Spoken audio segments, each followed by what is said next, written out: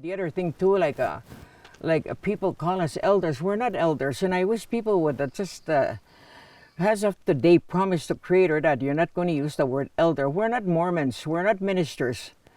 We are Nehiawak, Nehiawak. We have a language. Creator gave us a language to use when we talk. It's kind of our fault too that when we are losing our language, because we have no business today not to talk the language. Nobody's going to give us a licking or get after us. It's our fault. Our children are not learning, but yet they will learn about, these rap music, all those kinds of music, the foreign words they'll use, they just know it by heart.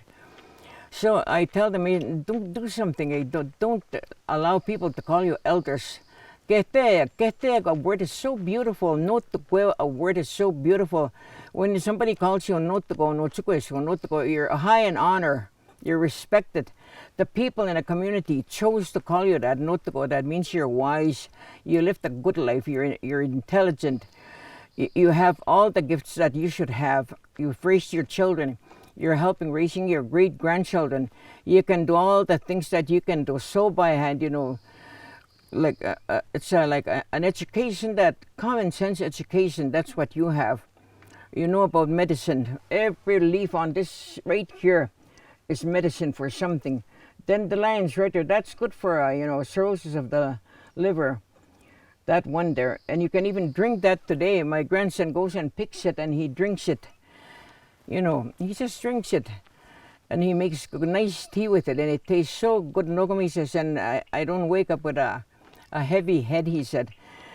Before, when I didn't drink it, he says, my head would be so heavy when I got up in the morning. He says, the house was so hot, I have to open the window. But when I drink that, he says, no headache. I'm feel good. He says, it's like opening the window and taking a fresh air. That's what that does to me, he told me. And well, who told you that? Well, he said, I heard you guys talk about it, so I tried it, he said. And then there's all kinds of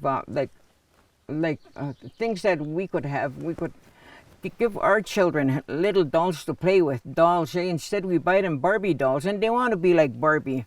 They're little 5, 6 years old. They want to wear mini skirts. They want to wear what do you call these revealing blouses? Where it's like it shows too much flesh, too much showing off. California prunes, I always call them. They're way too low. Even for old women, they're big low up to here, and I told put them on. I told that one guy that he had his shirt wide open. Put this on, I said. You're embarrassing me. I said, you're an old man. I said, you're going to freeze that one and only hair you got on your chest. I told him, don't dress like that in front of me. I said, you're not impressing me. I told him, QAZ, I told him, oh man, oh, he had a good life, he buttoned up. So, like I'll say something, I'm joking, but I must have offended him too bad. He's too old to be dressing like that anyway. So, and then when we hold these ones here, the children, they'll call them Nimusom, Tanwa Nimusom, Tanwa Nokom. And I like that, because other than that, if I just bought Barbie dolls, that's what they have, but I don't buy Barbies, and I'll give them things like this here. And these ones, we sell these. I teach my grandchildren how to make them, and then when I went to Ontario, this is what they have. In Ontario, they have OG Cree, and they have, and it's not big, they have their own. We had these too, but they're different. They see, and when the baby falls, like this protector, and then the wood, everything that's carved, and then the baby has a kind of mattress inside here, and that one represents the after birth. It's in here, and then this one here, this one here, but we put it too low. That's to cover the baby's head, and then inside the baby in the mother's womb, there's the bubble. They live in the bubble. That this represents that, and the little bonnet.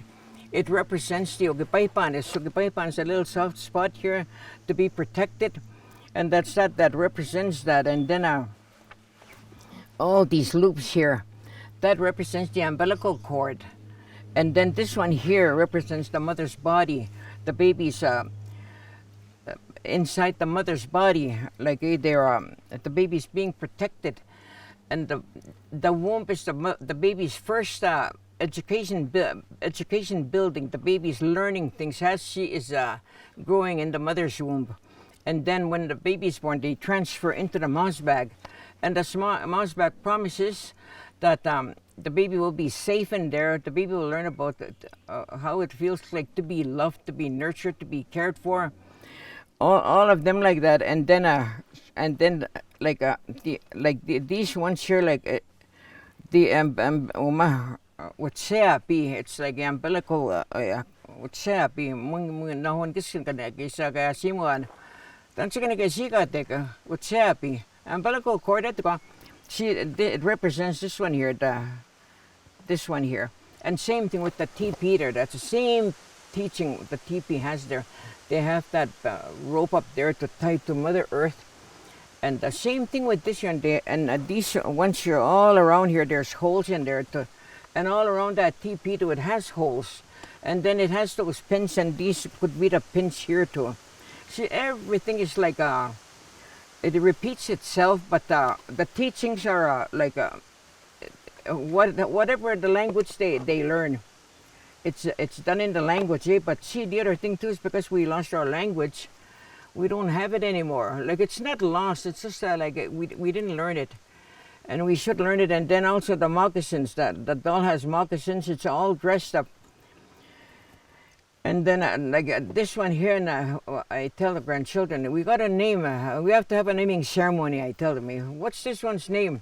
Yeah, we'll call that one a sinisakama you know, chewing pebbles.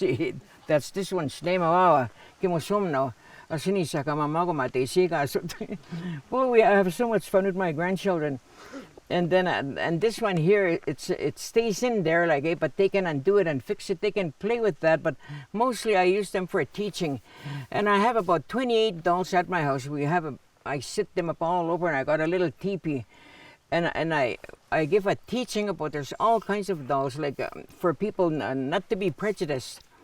I got white kids, I got Mexicans, I got Castillas, I got all kinds of people, Inuits. They're teaching dolls. I have those ones, and there's one in a wheelchair, one is blind, one is crippled. So you don't make fun of anything. Today now, the kids, they'll laugh at things. They'll laugh at it. We've lost our parenting roles too. A long time ago, as soon as the child is a year old and gets into trouble, we talk to them right away. And probably once and for all, we talk to them and they learn. But if we start teaching them when they're 15, 16, they're not going to learn. They're going to carry that into their adulthood. But when they're small, that's when, and you don't even have to talk. You just go maybe, you go like that, and everybody will smarten up, Or else, as they get older, and they don't listen, like me, I didn't listen. So they'll do this to me. I'm staring at people, and I'll look away, the other way, right away. They're going to poke my eyes if I keep it up, staring at people. And then in this world we live in today, you look at people right in the eye and things like that. We don't do that as First Nation people. Eyes are powerful. They're sacred. You can hurt somebody by staring at them and looking at them with the piercing eyes. But we learned that in the residential school too. Look at me, talk to me, and they would go and we'd look at them, and then pretty soon we started playing a game called stare you down. You just look at them and you don't blink.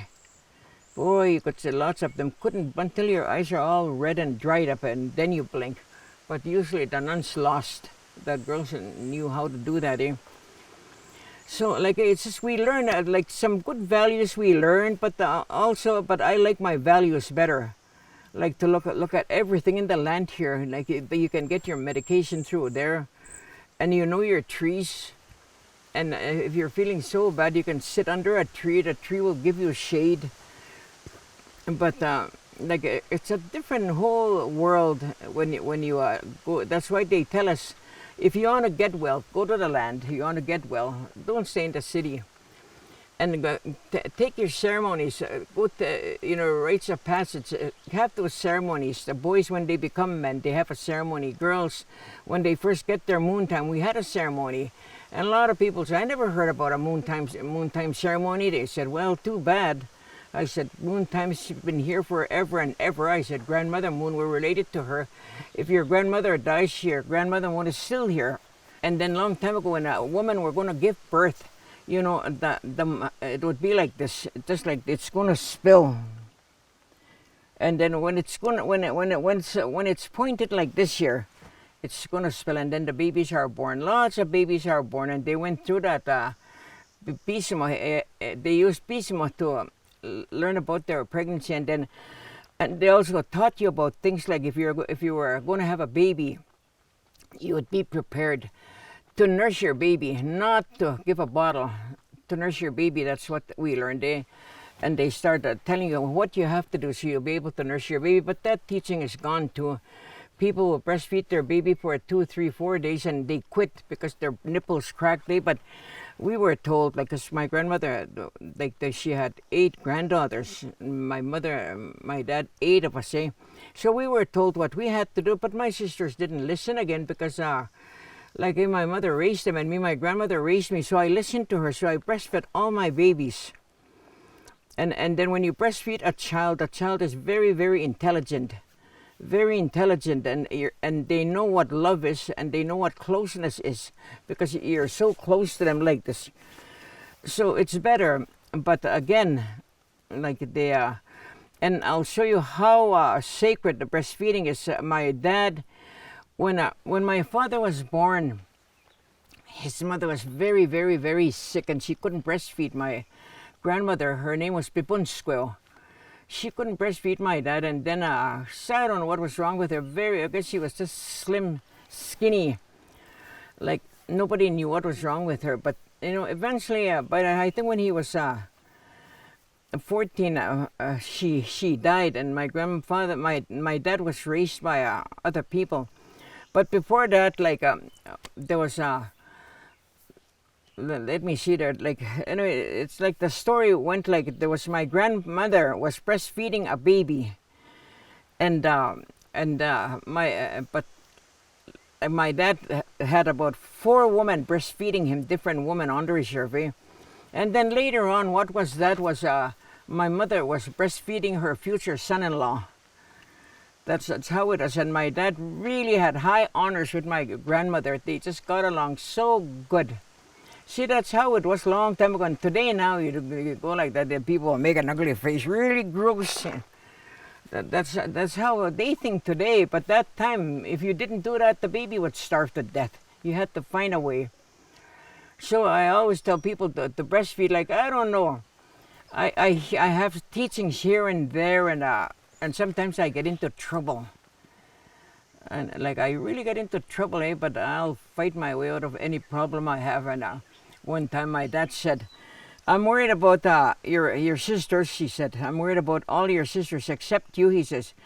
I noticed your sisters can't even fight their way out of a paper bag, she said. But you'll fight, so I'm not going to worry about you, he told me, my daddy.